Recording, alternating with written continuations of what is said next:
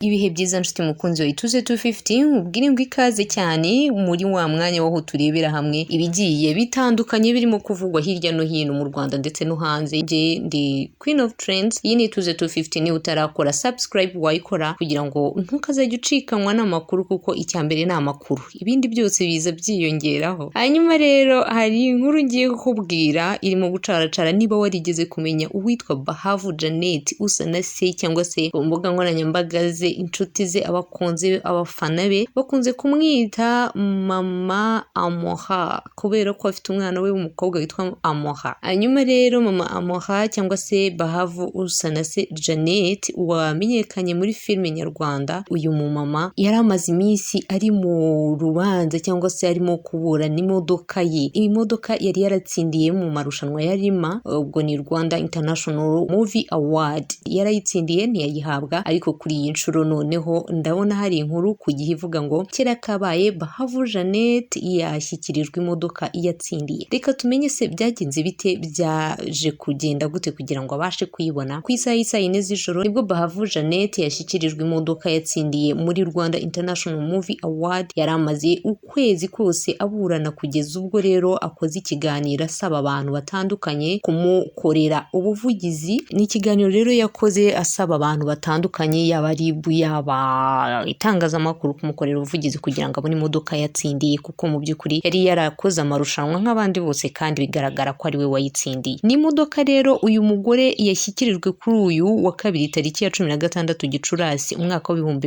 2023. Ni igikorwa rero cyagaragayemo ibintu bitandukanye ndetse n'udushya twinshi, kuko bamwe mu banyamakuru bari batumiwe muri iki gikorwa baje kurambirwa baritahira bitewe n'uko Bahavu Janet yahageze akanga gusinya bitewe n'uko hari ibyo atumvikanagaho n'abagombaga kumuha iyo modoka. Hanyuma biba ngombwa ko basubiramo amasezerano, bityo rero igikorwa kiratinda kugeza ubwo bamwe mu banyamakuru bari batumiwe baje kurambirwa bakigendera, bityo rero bikomeza gutinda, ariko byaje kugerwaho barasinya. Bityo rero byaje kugeraho imodoka kugeza ku isaha 4 nibwo yaje kuyishyikirizwa. Nyuma y'amasaha 6 abanyamakuru rero bategereje isinywa ry'aya masezerano. Urumva ni igikorwa cyabanje kugorana nanone, ariko nyuma byaje gukunda. Mu kiganiro rero gito yagiranye n'itangazamakuru yatangaje ko yishimiye kuba yaregukanye iyi modoka. Mu magambo ye yagize ati ndacyashima Imana cyane kuva ku itariki ya 1 Mata umwaka wa 2023 muri sinema n'ubwa mbere hatanzwe igihembo gikomeye cyane nk'iki. Ni umugisha rero ukomeye kuba ari njyewe bihereyeho. Yasoje avuga ati kuba rero baratinze kuyimpa mu masezerano habanje kuzamo amananiza, ariko rero arashimira Imana yuko birangiye imugezeho. Isimba Alliance rero uzwi nka Alia Cool wari ufite inshingano zo gutegura ibi birori byatangiwemo rero ibi bihembo, yavuze ko nubwo habayeho gutinda, icyiza ari uko uwatsindiye imodoka yayihawe. Mu magambo ye yagize ati turashima Imana ko birangiye neza. Hanyuma rero mu ijoro ryo ku itariki ya 1 Mata umwaka wa 2023 nibwo Bahavu Janet yatsindiye iyi modoka ifite agaciro ka miliyoni 13 z'amafaranga y'u Rwanda. Nyuma yo kuyegukana ndetse akanayemererwa, ntabwo yahise ayihabwa na sosiyete yitwa Ndoli Safaris yari yemeye guhemba uzayitsindira. Uyu mugore cyangwa se uyu mubyeyi byageze naho yitabaza urwego rw'igihugu rw'ubugenzacyaha RIB asaba ko yamufasha guhabwa imodoka ye mu mahoro, ndetse kandi yari yanakoreye kuko yagiye mu marushanwa arayatsindira. Bityo rero yari yitabaje inzego, ariko kuri iyi nshuro mu by'ukuri yaje kuba yayishyikirizwa. Nubwo yayishyikirijwe binyuze mu nzira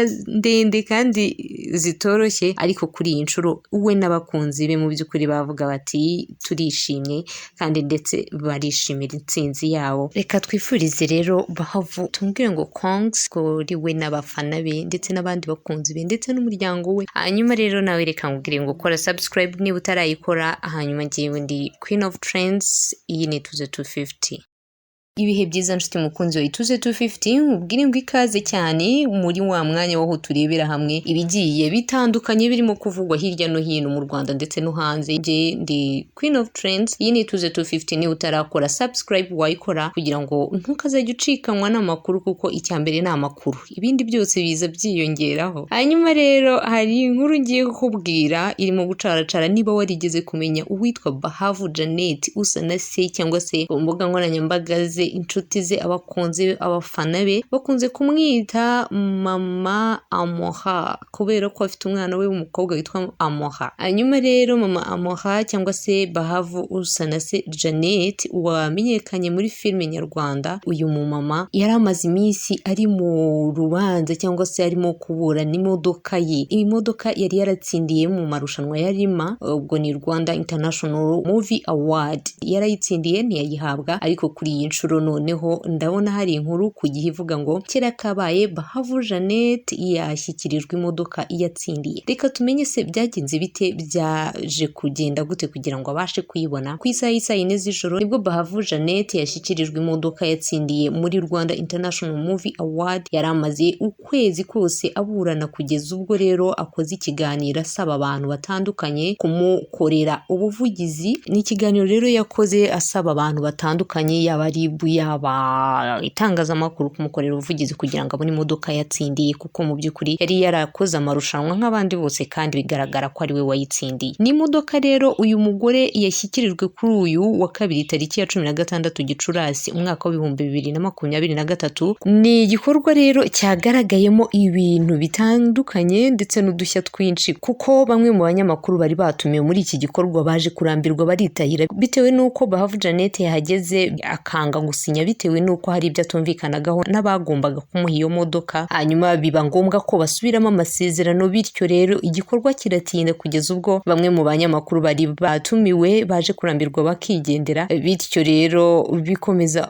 gutinda, ariko byaje kugerwaho barasinya. Bityo rero byaje kugeraho imodoka kugeza ku isaha yine nibwo yaje kuyishyikirizwa. Nyuma y'amasaha 6 abanyamakuru rero bategereje isinywa ry'aya masezerano. Urumva ni igikorwa cyabanje kugorana nanone, ariko nyuma byaje gukunda. Mu kiganiro rero gito yagiranye n'itangazamakuru yatangaje ko yishimiye kuba yaregukanye iyi modoka. Mu magambo ye yagize ati ndacyashima Imana cyane kuva ku itariki ya 1 Mata umwaka wa 2023 muri sinema n'ubwa mbere hatanzwe igihembo gikomeye cyane nk'iki. Ni umugisha rero ukomeye kuba ari njyewe bihereyeho. Yasoje avuga ati kuba rero baratinze kuyimpa mu masezerano habanje kuzamo amananiza, ariko rero arashimira Imana yuko birangiye imugezeho. Isimba Alliance rero uzwi nka Ali Yakuru wari ufite inshingano zo gutegura ibi birori byatangiwemo rero ibi bihembo, yavuze ko nubwo habayeho gutinda icyiza ari uko uwatsindiye imodoka yayihawe. Mu magambo ye yagize ati turashima Imana ko birangiye neza. Hanyuma rero mu ijoro ryo ku itariki ya 1 Mata umwaka wa 2023 nibwo Bahavu Janet yatsindiye iyi modoka ifite agaciro ka miliyoni 13 z'amafaranga y'u Rwanda. Nyuma yo kuyegukana ndetse akanayemererwa, ntabwo yahise ayihabwa na sosiyete yitwa Ndoli Safaris yari yemeye guhemba uzayitsindira. Uyu mugore cyangwa se uyu mubyeyi byageze naho yitabaza urwego rw'igihugu rw'ubugenzacyaha RIB asaba ko yamufasha guhabwa imodoka ye mu mahoro, ndetse kandi yari yanakoreye kuko yagiye mu marushanwa arayatsindira. Bityo rero yari yitabaje inzego, ariko kuri iyi nshuro mu by'ukuri yaje kuba yayishyikirizwa. Nubwo yayishyikirijwe binyuze mu nzira